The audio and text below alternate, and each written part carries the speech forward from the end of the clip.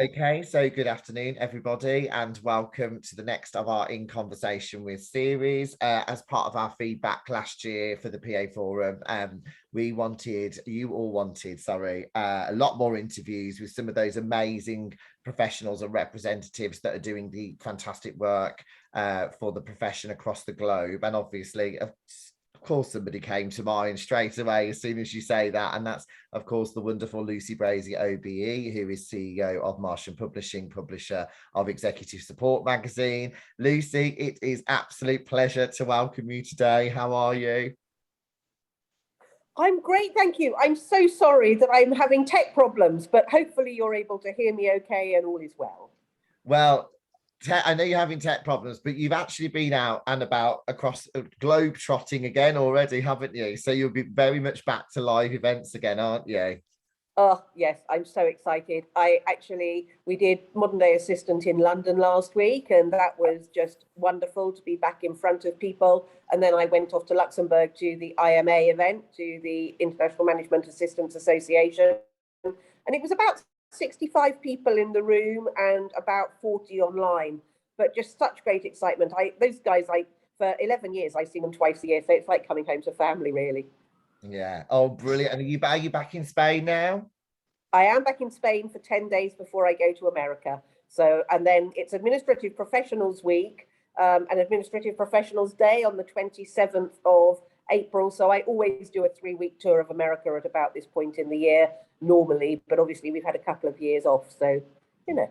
Oh, I know, brilliant. Well, it's so good to see you back and about again. I know obviously you've just been to the UK and supporting Sarah Howson and Marianne with the Book Sparks and Oxon Next Network. You were doing a talk about Chief of Staff there, weren't you? Yes, and Marianne and Sarah do an absolutely amazing job over there, just like you do in Birmingham. And it's always such a pleasure to see them as well. But Chief of Staff is such an interesting role, and really it's so different from the PA EA role. It requires probably an MBA or change management or people management qualification. And it's as different as me saying, well, I'm a publisher and you're an EA. But of course, because it has a lot of process involved in it, it is a stepping stone to do that, to become a very senior EA, because there is some administration in it. But really, you've got the chief executive who is facing outwards, who is driving the business and making sure that the world has got new revenue streams and that they're meeting customers and is forward facing. And then you've got the EA who manages the chief executive and their day to day and make sure that all the detail is done. And then you've got the chief of staff who manages the rhythm of the business and basically does the role of the CEO, but facing inwards. So it's looking at where the frustrations are, where there are processes and procedures that could be done better, but across the business, probably acting as a stunt double when the CEO needs meetings done and doesn't have time to do them. And also making sure that the CEO is on track and is actually focusing on the things that they really ought to be focusing on. So a lot of analysis and, writing up of reports and advising really the best way for them to go. So I think it's a really interesting role, but it's double the salary a chief of staff. So it's really worth doing the qualifications and things if you want to try and step into a more senior role. But I actually think the level 4 assistant, the very top level of assistant, is equally interesting. It's the one where you're really autonomous and you're looking after the board or you're looking after C-suite and you're a leader in your own right and you're attending leadership meetings, that kind of stuff. I think for most assistants that's the upper echelon. Yeah, well, you've been doing some amazing work championing the global skills matrix, which has been awesome and obviously well received. And I think the night before our conference, you're going to be doing a talk with Simone White as well about how that's going with the global skills matrix. So we can't wait to hear more about that. But today we want to hear a little bit more about where you started out, Lucy. So, you always, we want to turn the microphone onto you today because you interview so many people around the globe and so many professionals that are really making a difference. And you're always on stage speaking at conferences. So tell us, how did your career start out? Oh my goodness. I left school and had a job the next day. But that's me. I worked in a bar for about a year.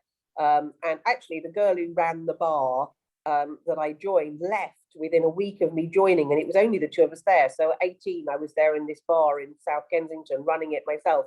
But after that, my mum had a fit, actually. After a year, she said, I didn't pay all this money for your education for you to go and work in a bar. Anyway, so I went to Brook Street, who some of you will remember as a recruitment agency, and they sent me to the local paper for 3 days to cover on reception. And at the end of those 3 days, I pretty much reorganized reception, and they offered me a full-time job. So I was there on reception for a while, and then they moved me into sales on the Wimbledon and Merton Informer. And my editor on that newspaper was actually Matthew Wright from The Right Stuff. Oh, wow, so okay. he started out at the same time. And it was great. It was about a year and a half that I was there. And then one of the other girls went and got a job at the Times and said to me, you should come to the Times. And I said, well, yes, but they don't employ people till they're 21.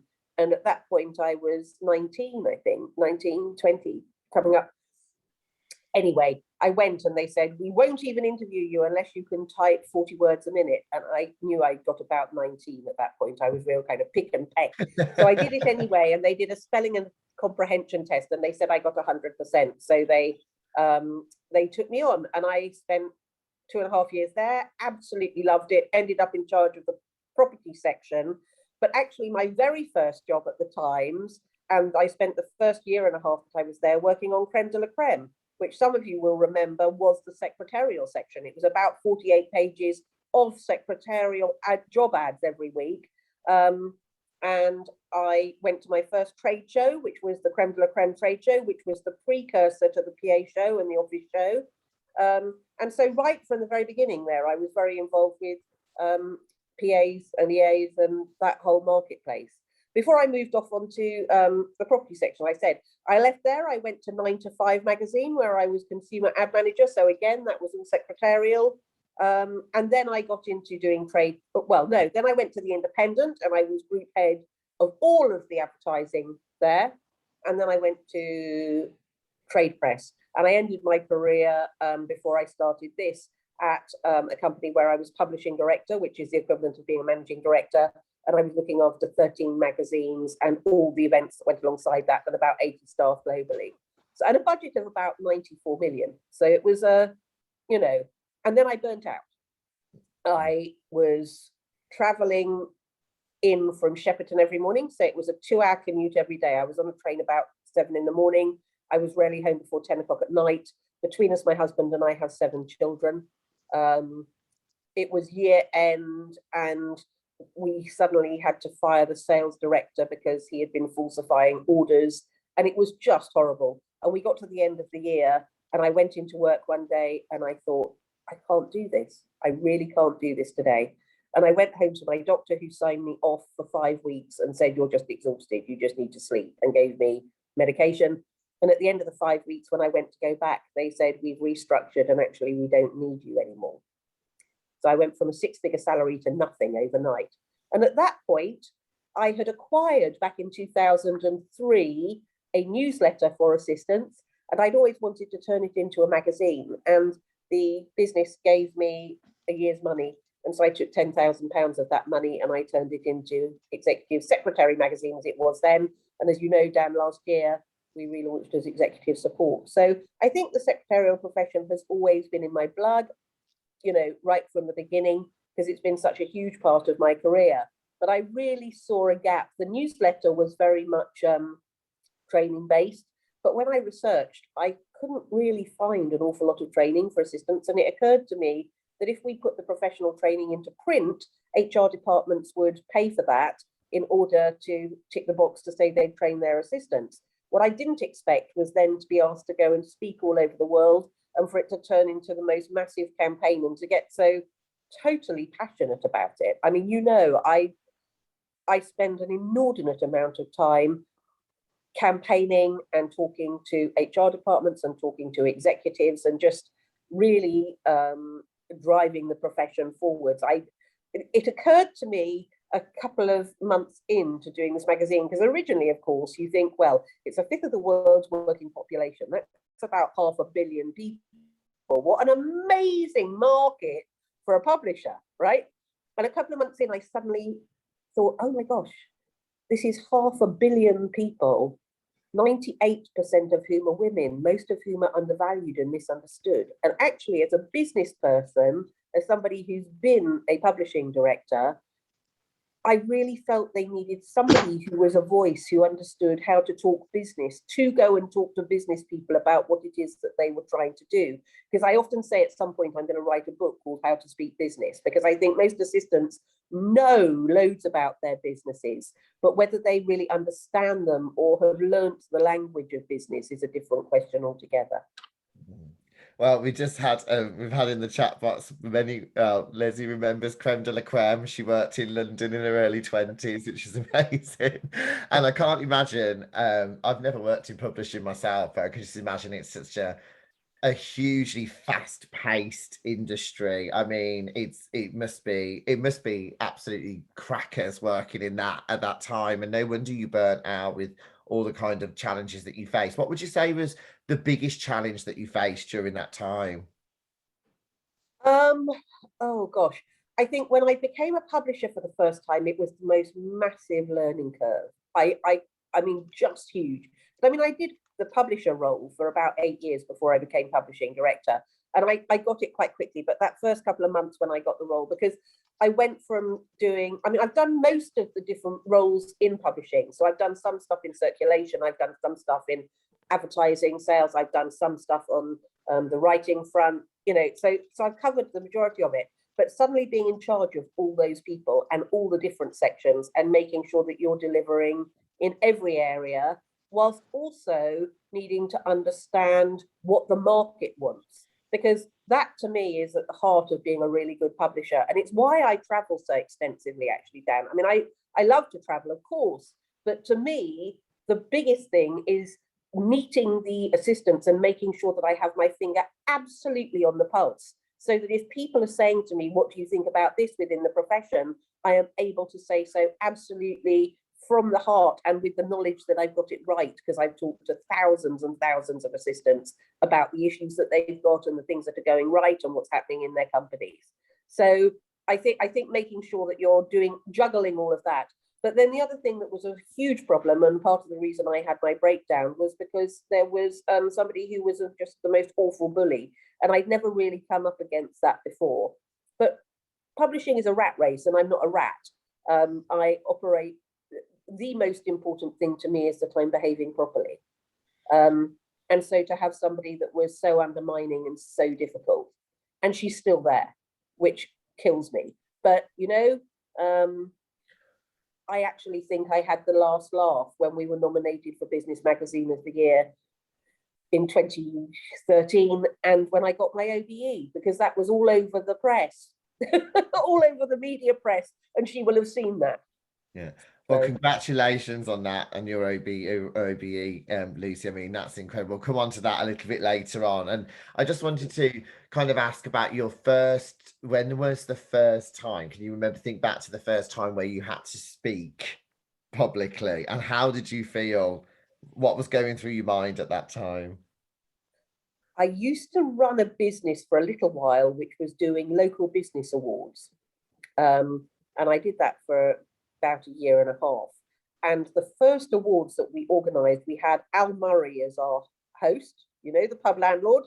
And he was hilarious. But I think I was about 27, 28 when I organised that. And I stood up in front of 600 people. And I can vividly remember having a lectern in front of me and being very pleased it was there, because I had quite a short dress on and I could physically feel my knees knocking together. And of course, as you do, I'd made loads and loads of notes and I'd written out my speech, and you look down and you look up again and you suddenly realize you've lost where you are. And actually it's fine. I mean, my parents are both theatre people, you know that. So you kind of bluff your way through it, but I don't think I've ever been more terrified in my life. And they all said it was jolly good, but I didn't feel it was jolly good at all. And for quite a long time, I used to write out what I was going to say and get myself into quite a state and do the thing that most people do, which is to put loads of bullet points and on the screen and all that stuff. And then I talked to my dad about it. And my dad used to be the head of drama at the BBC. And he was chairman of BAFTA for a while as well. So, I mean, really, really high powered.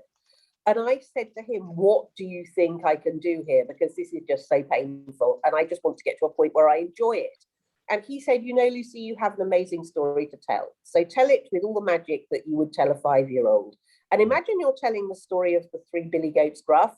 And if you were doing that on a PowerPoint, you would have pictures that took you from one part of the story to the next. And it would just be a reminder as to what was the next part of the story. So I started doing that with my presentations. And actually, it's just been phenomenal. If you come on my course, you will never see the same course twice, because a slide will come up and it will take me off on all sorts of different tangents. And very much I tailor it to the people in the room and to what they have said. And of course, you're going to get the core information. But equally, when I stand up and I talk at your conference, I'm never quite sure what's going to come out of my mouth till I get up there. I know, of course, the messaging I've got to get across, but this is quite personal. But you know, Dan, I've got an enormous faith, and every time I walk out on stage, I stand off stage just before I go on, and I say a small prayer that the words are going to come out of my mouth that are going to hit somebody and say what they need to hear. So it's a mixture of faith and storytelling, and probably my parents' theatrical background that means I'm doing what I'm doing. Amazing. I mean, has it for you when you come now you're traveling and going back out, have you felt differently? Have you felt that nervousness again going back on stage after we've been locked away for such a long time? I always feel nervous. I always feel physically sick about 10 minutes before I go on stage. I honestly think the day I don't is the day I should go home and not do it anymore. After death, public speaking is the thing that people fear more than anything else. But I've yet to see a headstone that said died of public speaking. So I tend to think it gives me the energy that I need. And once you understand that fear is just energy, and it's because it matters. And you use that then when you get up on stage. But goodness, I was doing IMA. I did a half an hour on problem solving for IMA last weekend. And they announced me and the room went up, which was just so lovely because but as I say, they're friends. And I got up, but I was physically shaking when I started that presentation. Give me 2 minutes on stage and I'm absolutely fine. But it's always that way. Even if it's only 5 or 6 people, I still get terrified. It's a mixture, isn't it? I always find the nerves are a mixture of passion, excitement, and nerves, and it's just packaging that all up together. And last year when I first stood up for the first time when we had the West Midlands PA Awards, I was so nervous. I haven't felt that nervous in such a long time, and I think it's just the pandemic is you kind of come back face to face and you just think to yourself, it really reminded me of that first time ever that I'd kind of gone back, I'd gone on stage. But we've got in the chat box, so Callie said here, what advice would you give to public speaking? I really struggle with it. And we've also got, I hate public speaking, but my CEO always says it's good for my development, so I always push myself to do it, but I'm so scared and nervous until I start. Yes, I think breathing, and that sounds really stupid, but breathing out through your mouth and in through your nose, if you do that 3 times, it gives you oxygen. That fuzzy feeling you've got in your head like you're going to lose the plot? That's because when you are nervous, your oxygen goes from your brain. So if you do the kind of, and you do that 3 times, the oxygen gets to your brain and you stop that fuzzy feeling. And the other thing is to have water and to sip it, because when you are nervous, you produce more saliva, which means you swallow more, and that gives you that sick feeling in your stomach. So both of those 2 things physically really, really help. But as I say, I think not having loads of bullet points, just remember, nobody knows what you're actually going to say. So if you put up pictures that are reminding you what you're going to talk about next, it really helps, really helps. That's fantastic advice. Thank you so much, Lucy. I think the other thing that I think you'll agree, our community and the profession come across quite a lot, and the battles that they have with is imposter syndrome. So, have you ever had those feelings of imposter syndrome, or what would your advice to be to people that are feeling if they've got that imposter syndrome? I still do. Yeah. I think we all do. I think particularly women do, actually. I think women are brought up that you don't push yourself forward. And I was brought up Catholic as well. So pride comes before a fall, You mustn't, you almost feel guilty for being successful because you feel that it's going to mean something bad's going to happen to you, And for me, I just always feel like somebody's going to catch me out. And sometimes I write things and I read it back. I think, oh, that was rather good. or it's hilarious. I got invited in America to do an interview with Peggy Grandy, who was the assistant to Ronald Reagan. And that was in front of 2,600 people, Wow. And I sat there with her and I just sat there thinking, how did I ever get here? This is just the most bizarre thing. But, I'm kind of with Sheryl Sandberg, who says if somebody offers you a place on a rocket ship, jump on, say yes, and then work it out afterwards. You just got to keep talking to yourself and saying, actually, I worked really hard. I deserve to be here. Yeah, absolutely. We've got in the chat box here, Catholic guilt and pressure, you can't really fail. And we've got once spoke at Derby University on imposter syndrome, so nervous. I'm no expert, but one of the lecturers said I spoke better than some of the professors she has heard, which is awesome. Amazing. Yeah, absolutely. I'm currently a PA to a director in head office at the moment, and both myself and my line manager would like to see me in a COS role, but feel like the company wouldn't give someone this type of title due to the firm we work in. How can I go about getting into this type of role, and even seeing if the company would give me the sort of job title? Forgive me, what's a COS? I'm just A trying chief to. of staff. Chief of staff, that's it. Yeah, sorry. Yes. Yeah, I think it's like we said, it's such a broad topic, isn't it? And it's quite a detailed one, Lucy. Are you going to be able to kind of touch on that for us at the conference this year as well? Yes, very definitely. But my starting point, I think, would be probably to go and look at the Global Skills Matrix, because the level 5 there says exactly what the chief of staff ought to be doing. So that's a really, really good starting point. And just what would you say has been the biggest highlight of your career? What would you say, Lucy? Oh my word, there have been so many, Dan. Really, so many. I mean, I think I think interviewing Peggy Grandy. I think there was another. I headlined in one year at the two biggest conferences in the world. So the other one was IAAP, and I walked out on stage there in front of just under 2,000 people and told a joke, and it landed, and the room went up, and that was something that I'd never had before or since, and that was great fun. Just playing with the audience that way. I think every time I get an assistant who writes to me and says, "You've changed my life," all that stuff is extraordinary. But I think the thing I'm probably proudest of is ISIPO, which is our foundation in South Africa. It was Anel Martin and Terry Wells, who are two of the amazing trainers out of South Africa, who invited me to join that as a director. And to date, we've put 16 kids through college, and we've taken them out of Soweto and we train them for a year to become assistants, and then we find them work at the end of it. And it is just the most fantastic project to be involved with, because every time we go to do live in South Africa, we invite all the girls, and they come, and you can see the difference that it's made, because you're taking them out of a situation where they are in real poverty. I mean, without the education, they can expect to make maybe $3,000 a year. And having done college for a year, they have an expectation of making 25,000. So it doesn't just take them, it also takes their family out of poverty.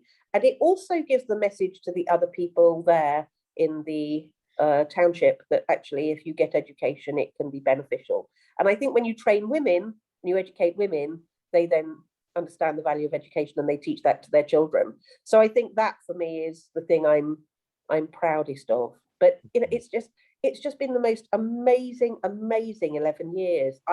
Because I'd had my breakdown, and because I'm of faith, I very much at the point that I started this business went, well, over to you.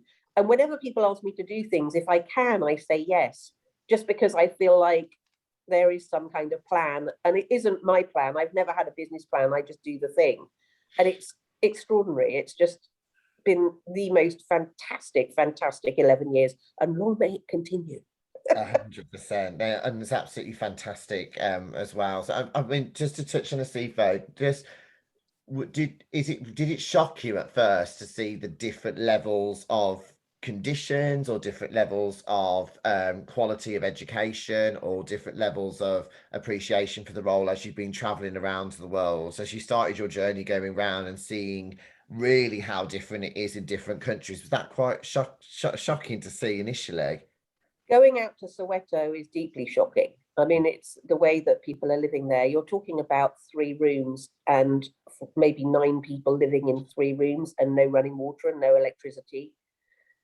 And, you know, over COVID, I mean, we had people that we know in South Africa die of COVID simply because they're in those kind of conditions. And how do you isolate?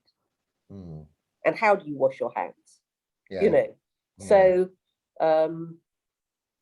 yes, deeply shocking. And actually, to start with, I was totally overwhelmed, because I was thinking, how do we help these people? But that's partly why the tagline for ISIPO is changing lives one person at a time, because I came to the conclusion that actually, if we helped one person and we changed their life, the ripple effect of that would be amazing. And so we just focus on taking maybe 3 or 4 girls a year and training them. And if anyone wanted to donate to ISIPO, how could they do that? If you, I will send you the link, Dan, so that they can do that. You know, it only costs £1,000 to educate a girl, and it totally changes their life. That's a year's worth of tuition for £1,000. Wow. Isn't it amazing? So, yeah. You know, we do a lot of fundraising. Whenever we do our gala dinners at Live, they are in aid of ISIPO, and we always have some kind of auction and entertainment and things, and people can put money into the conference, into the pot there. Amazing. But it really is amazing. I will send you a couple of photos which you can share if you would like to. Yes, it is a picture of what we call her our poster girl, but she was our first one, Lorato. And when Lorato came for interview, she couldn't look us in the eye. She was dressed in very scruffy denim shirt and denim trousers, but it was the most smart outfit she had. And she just totally lacked confidence. And now she's managing a team of PAs at the biggest insurance company in Johannesburg. And she has her own apartment. And the difference in the way that she holds herself, in the way that she looks, it's just totally changed her life, but also who she feels she is. And that to me is part of what's so exciting. But I'll send a few photos, because when people say to me, what do you do? How does it work? Yeah. I say, well, we take girls from this to this. And it just shows totally what ISIPO is all about. ISIPO, by the way, means the gift in Zulu. Amazing. Oh, that would be brilliant. Yes, please, Lucy, we'll share that with everybody on the call today as well. So thank you. And it's amazing work. So thanks for sharing that with us and for everything that you do. I just want to, when you were last with us at our conference, which was, oh, wow, well, in person 3 years ago, we had a panel of executives at the conference. If you remember, they sat aside their executive assistants and PAs. And I'll never forget when you hosted that panel discussion. I went outside afterwards, and the 4 of them were stood together and they were talking about you.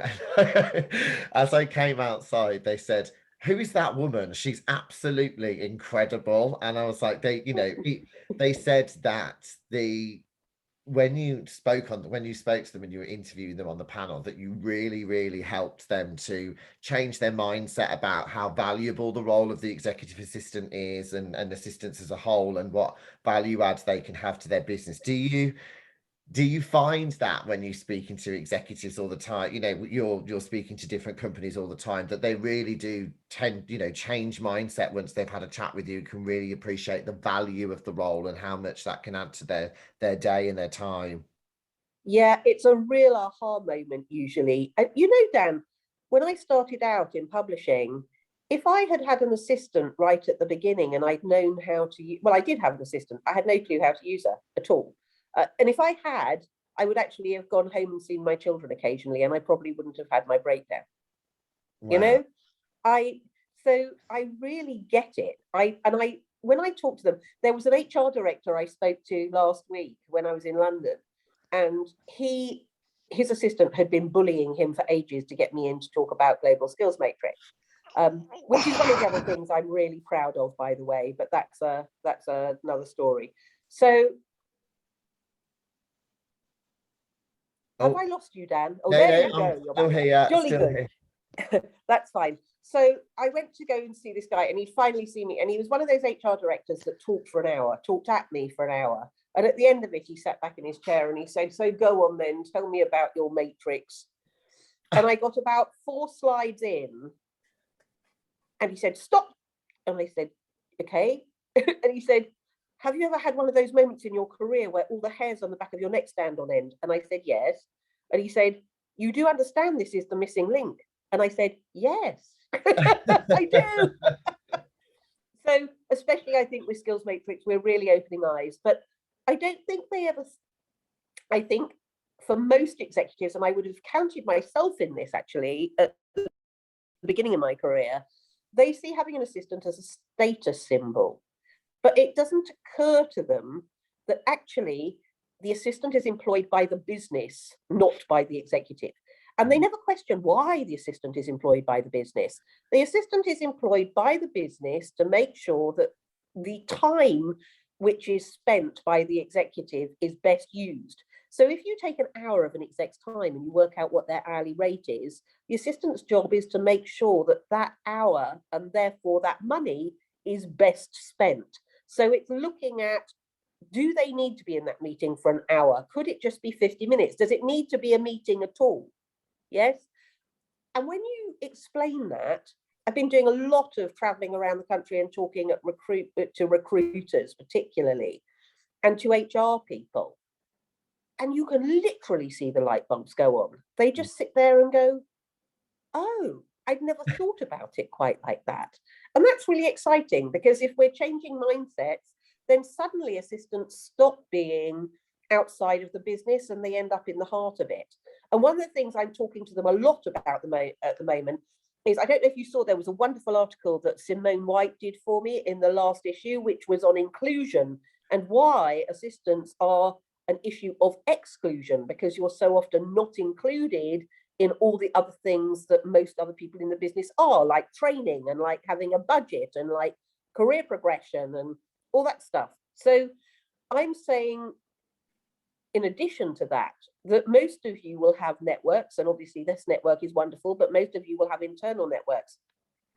And businesses have said forever, we can't give assistants their own department because they can't sit together, because they work across the business. So they're relatively siloed.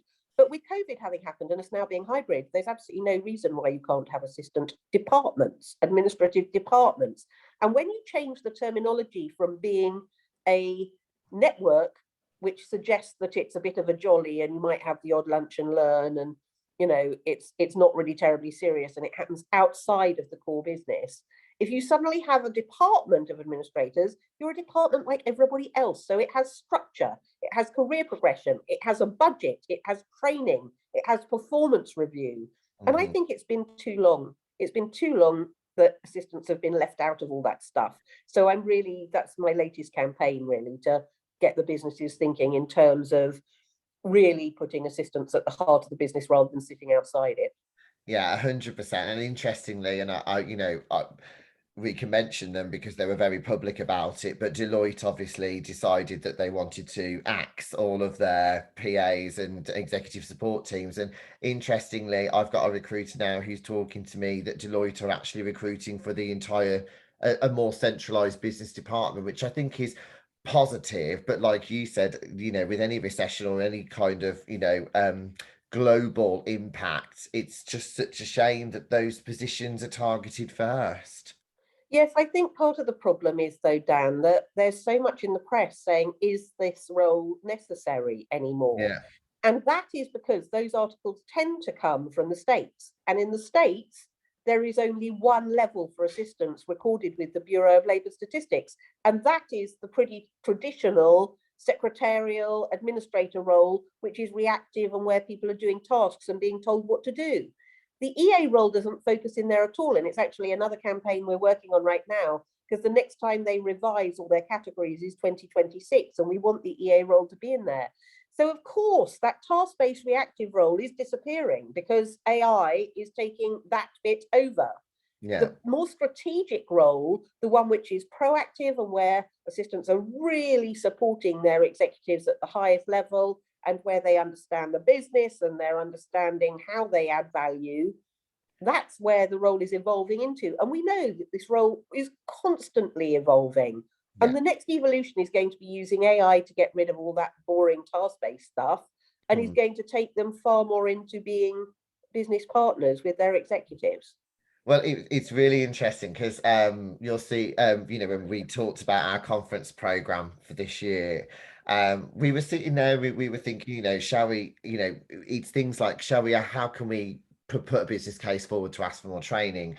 What is the future of the role? And we tend to look at these sessions at conferences where we try to encourage the assistants to be proactive and make sure that, you know, the role is always there to stay and it's not going to be something that's taken over by AI, etc. So this is why this year we've decided, right, all of these questions that we've got, we're going to put them directly to the executives, and we've got a fantastic panel. So we've got one of the vice chancellors from Coventry University, we've got the CEO of Windsor Trust Academy, Windsor Academy Trust, we've got the CEO of BHSF Occupational Health, and Lucy, you will be interviewing them this year. I'm so excited. It's a fantastic opportunity for us really to help and support our community by putting those reassurances in place that there is a future for this role, and this is how they see it, and this is where they think the future is going. And you know, how can we ask them for training? Well, let's ask them on stage and find out how would they want to be asked for training. So I think it's going to be a really exciting session, and I think they'll be really looking forward to meeting you as well. And I just want to say a huge thank you to everybody on the call today who's really supported that campaign and getting people getting their executives involved and joining us at the conference, because I think it's going to be really inspirational for them to see what a community we have together as well. Yeah, so do I. And I can't wait. I always love interviewing executives. It's really funny. We did an interview in America for a secret society for assistants. And it had 3 really top CEOs there. And I was able to ask them whatever I wanted. So I went onto Facebook and said, I've got these 3 CEOs there. What questions do you want me to ask? And we had loads of them.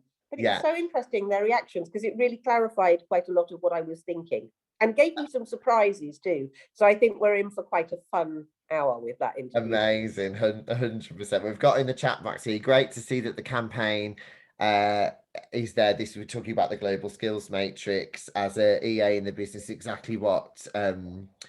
Exactly as Lucy has explained, we are excluded. It's why the PA Forum and all of the networks and courses offered by organisations such as Your Excellency, Lucy, Dan, are really important to people like me, which is lovely. Thank you. Thank you. I've been campaigning for the Global Skills Matrix to be adopted in our organisation, as we are at the moment doing a pay, reward and recognition package review. So this would be great to fit into this. I might need Lucy to come and talk to our CEO in HR. I have to say that is this year what I am doing. I've said very publicly, I am happy to come and talk to any HR department, any CEO where you think it will add value, and I'm not charging to do that.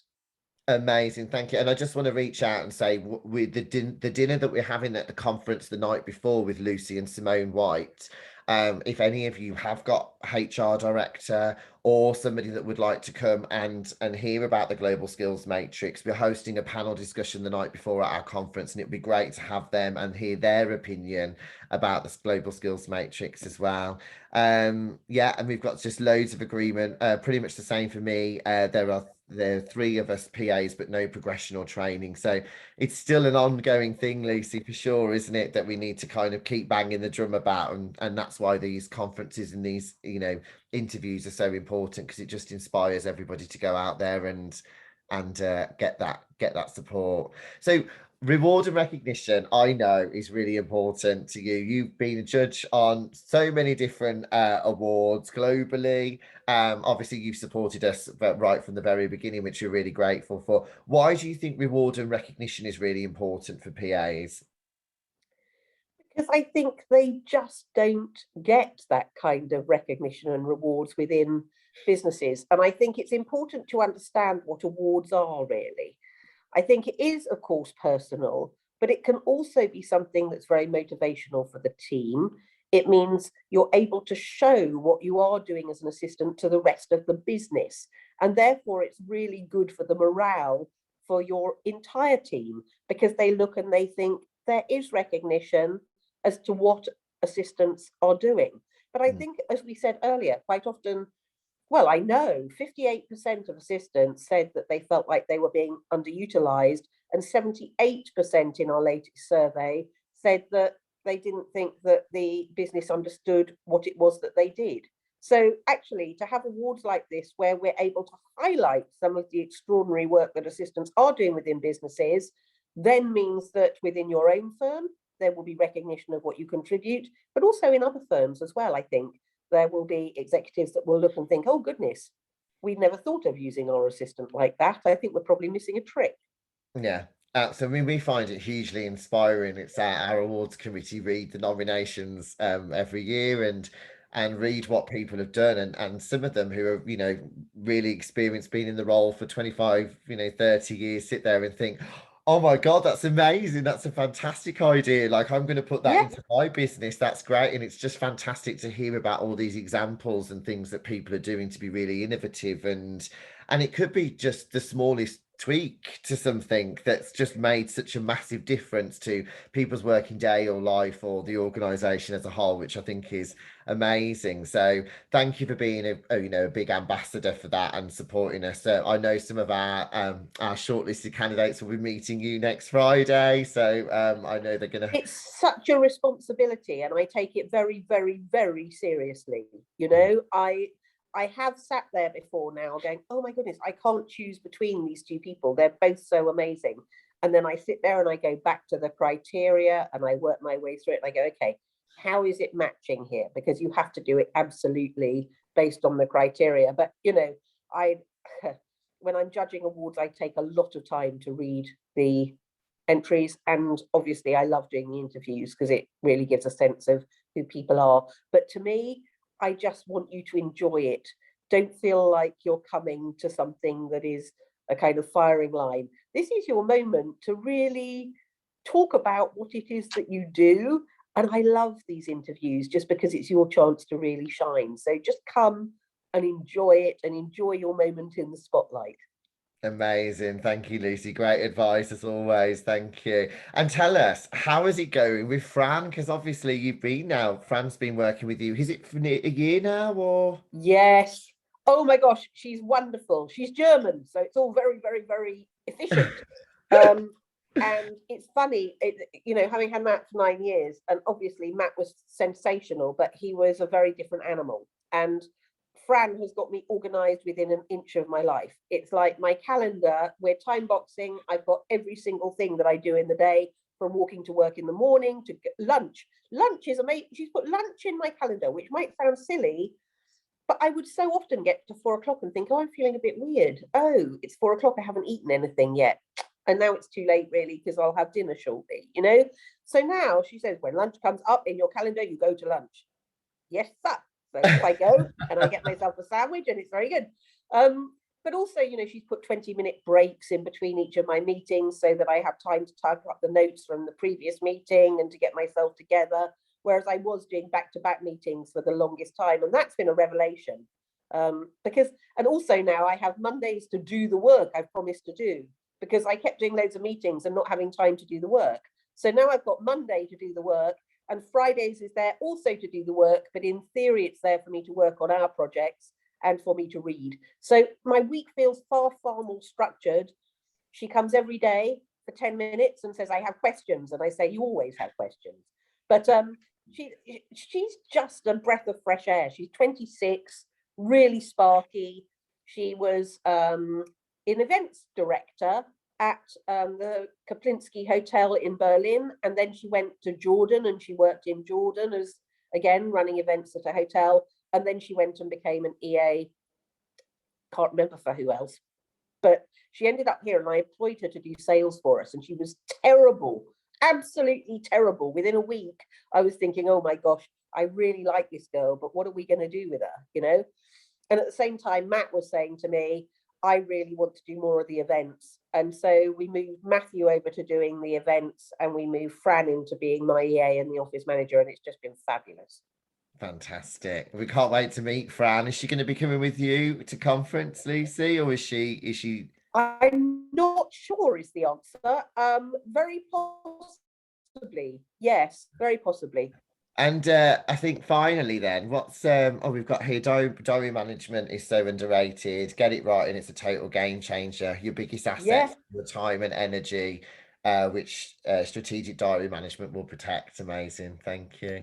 And our finally, before we let you go, Lucy, what's next for you? Where's your journey taking you to next? I mean, I know you said you're going to the States, but what's, you know, and the kind of projects and campaigns you're working on, where do you see, you know, the coming months, year, what do you think is going to happen? Okay, so this year, as I said, is all about global skills matrix, but I am running my modern day assistant course all over the world. I'm going to India for the very first time. I've just been booked to go to Bangalore, and I'm very excited about that because I'm going to take a couple of days out to go down to Delhi because we were having conversations prior to COVID about possibly launching a SIPO in Delhi, and doing some work with the kids in the slums, because the thing that I hear over and over again is that there is lots for the boys, but not a lot for the girls when it comes to charitable work in those kind of areas. And I'm back in Brazil later on this year, and I've got an appointment to talk to a guy that runs projects in the favelas as well about taking a SIPO out there. So that's going to be exciting.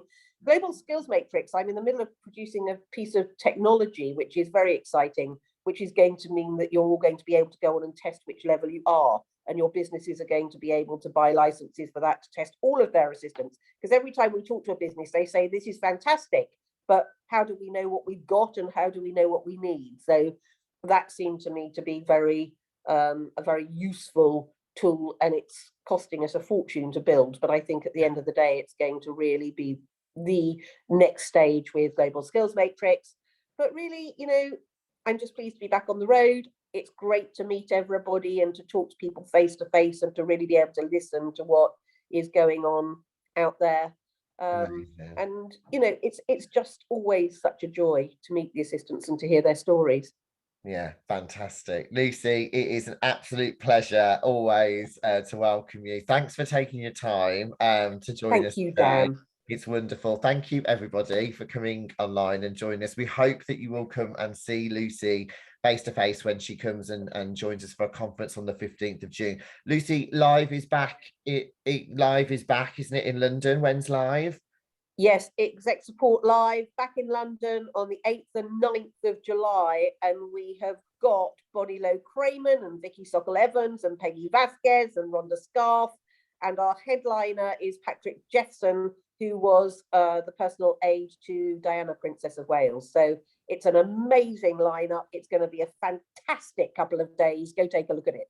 Amazing. You've got global end of June, yeah? And global end of June, which is 48 hours of continuous personal development. And then you get a month afterwards to catch up on it. Amazing. Thank you, Lucy. Thank you, everybody. Have a wonderful week, and we look forward to seeing you soon. Thanks, everyone. Thanks for the opportunity, Dan. Thank you. Bye. Bye.